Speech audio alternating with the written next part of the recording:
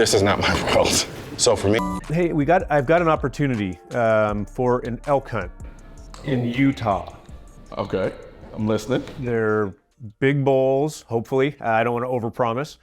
Big bulls, but mature bulls for sure. Okay. And so it's a tough hunt. It's a backpack hunt. I'm not gonna say no to an elk hunt. And plus, I have to I gotta one up Joe Rogan a little bit. That's a yes for me. I'll do it. You're in. Yeah. Okay.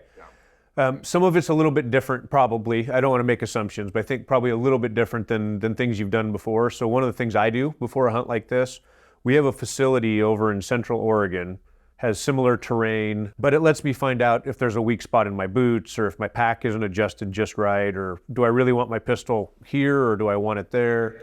Okay. Rather than figuring that out on like day 1 and 2 of the hunt. And so what I'd love to do if you're up for it, I'm going to go out there anyway and ring out my gear. Okay. So if you wanted to come out, we can do that. We can make sure guns are zeroed, at least for here. But reticles are straight up and down. Eye relief is right from the prone. Okay, I'm game. I'm there. You game? Yeah, all the way. That sounds actually pretty fun to me, as a matter of fact. I'm pumped. I'll start pulling all that stuff together. We'll start mapping out flights and how to get your gear transported out here, whether we ship it or whatever ahead of time. Okay, sounds good to me. All right, man. All right, thanks, brother. We'll talk to you soon.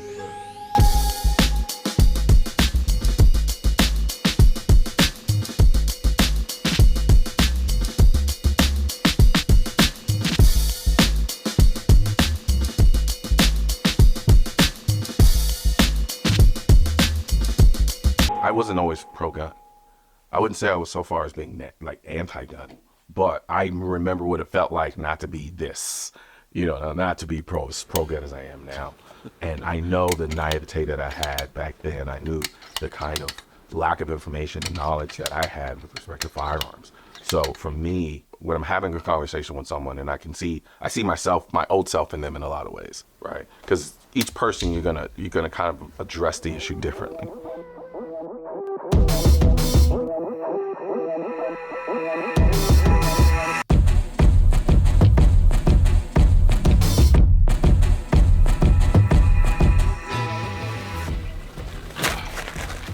Before, I'm always like, what is it with these people and loving hunting? I didn't get it until I went on a bison hunt. And then I understood there is a reverence for the animals that are being hunted that you really can't really comprehend until you actually go and hunt. And so once I did that, that's kind of where I broke the seal. Here I am now.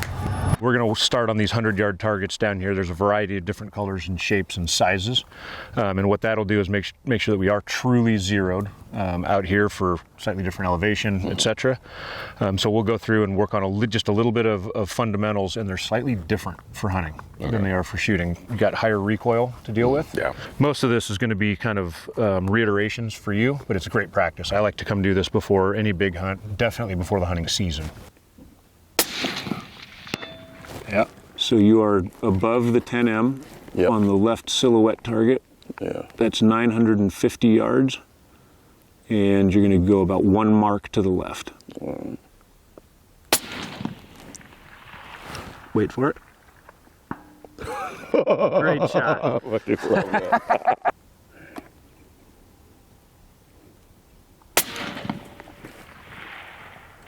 Oh, impact. Got him. I just thought I saw it wiggle. Nice shot. Woo! Yeah. 1,600 yards with your hunting rifle. I can't take no loss. I don't even know what it costs. I hit the ground, then it go off. Yeah. Hit the ground, then it go off. Yeah. I can't take no loss. I don't even know what it costs. Yeah. I hit the ground, then it go off. Yeah. Hit the ground, then it go off. Yeah. Run it. Yeah. I really feel it's my time. Think it's my. Funny thing is, the training experience out here is an experience all in and of itself.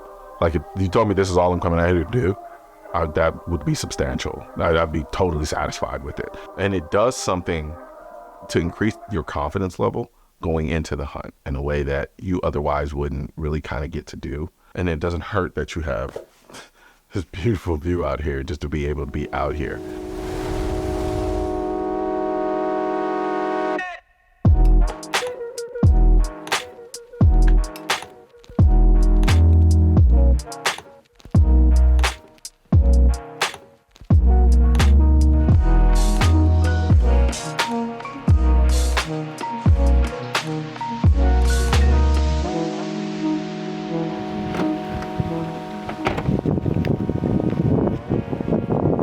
going to have you shoot the triangle-shaped one that's just to the left out there, so you'll see 2 targets, 2 white targets. I was just thinking about, like, wondering how I would feel once I actually saw one. You know, seeing it for the first time. It's different when you kind of like manifesting in your mind. You're like, oh, it'll be like this, and then you see it, you're like, oh, that's real. So I'm trying to anticipate that, even though I just got through saying it's kind of hard to do that in your mind.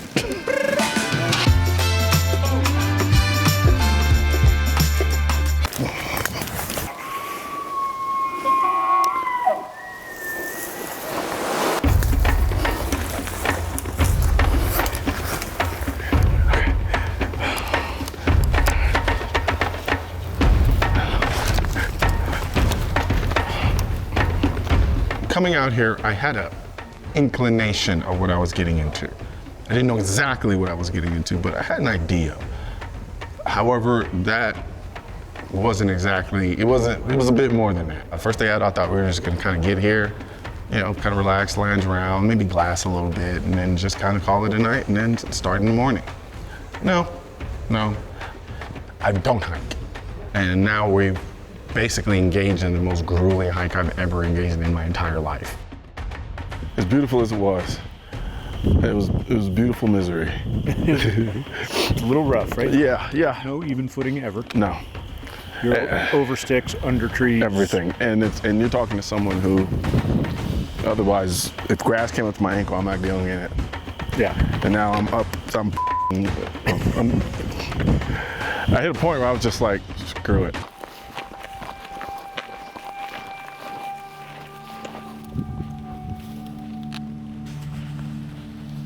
When I went on this hunting trip, I was wearing the Strike Pro from AKT1, which are wired Bluetooth in-ear hearing protection. And there was a time in the actual hunt where we were sitting on the side of a mountain waiting for the elk to come for about 4 hours. And the whole time I was listening quietly to music while we were sitting on the side of the mountain, and at one point fell asleep. But if I had these, the AKT1 Blackouts, I probably would have worn these because they're completely wireless. They have a 25 NRR rating. They're also Bluetooth. They have noise cancellation. They're sweat and waterproof. They have a 10-hour battery life, and they're my absolute in-ear hearing protection. And I've been wearing them for about 1.5 years now, and I absolutely love them. So I'm gonna put a link in the description section so you can go ahead and check these out. But if you're one of those people that like to have the wired ear pro, I have the Strike Pros on the website as well. Second day, we spent majority of the time kind of hiking and glassing. I'm like, we saw some elk in the morning, right? But then I'm like, why can't we just run down there screaming, shouting, go get them now, go get them now? That's not how that works, right? Kind of learning to be more patient and understand that it's really not just about going out there and killing an elk. That the totality of the experience is what was important. Being out there and like, you know, there were several moments where we were sitting on the mountainside and you know, it was quiet and no one was really talking. We were just kind of glassing and paying and just kind of looking for elk, but it was idyllic, you know, like just kind of allow my life to slow down in a way that it otherwise doesn't, because my normal life is next thing, then the next thing, then the next thing, then the next thing, then the next thing. Staying still is really hard and difficult for me to do. So being forced to do that, I really enjoyed that aspect of it.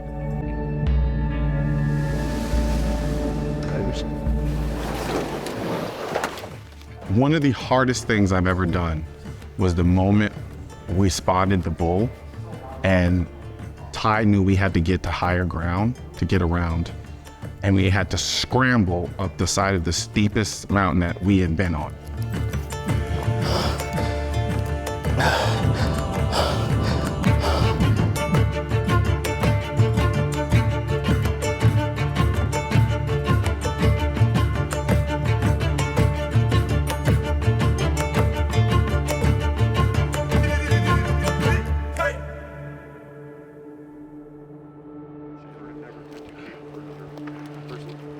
Whatever you want me to do, I'll do.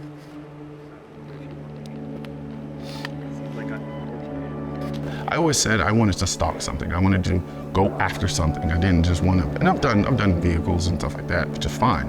I enjoyed those too. There are times and places for all types of hunting. But this was one of the ones where I was like, yeah, I wanted something active, just like this is what I got. I have a profound respect for the people that do this day in and day out. Because a lot of people tend to kind of minimalize what it takes to actually hunt an animal like an elk. I have so much respect for it. What those moments feel like? Like, you look at this animal and the way it moves, the way it looks, the noises that it makes, and then getting even closer, you start to realize how actually beautiful they really are. I was kind of almost thanking God for just giving me the opportunity, providing this, essentially what will be my sustenance. The depth of what I had just done was important to me. I like that instant gratification that comes with living in a city. I love the immediacy of interaction, noise. You know, they become like a background of comfort, so to speak. So I was definitely outside of my comfort zone here, but I found myself enjoying it more than I thought I would. I didn't have an appreciation for the mountains to the degree that I do now.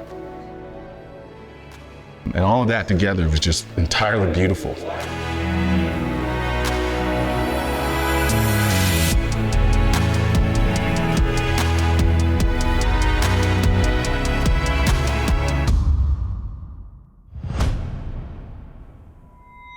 Guns aren't political. That's why I need your help getting this message to spread on YouTube by clicking the thumbs up button, leaving a comment to let me know what you think of the video, then subscribing to the channel. But most importantly, click that bell symbol. For products featured in this video, click the links in the description.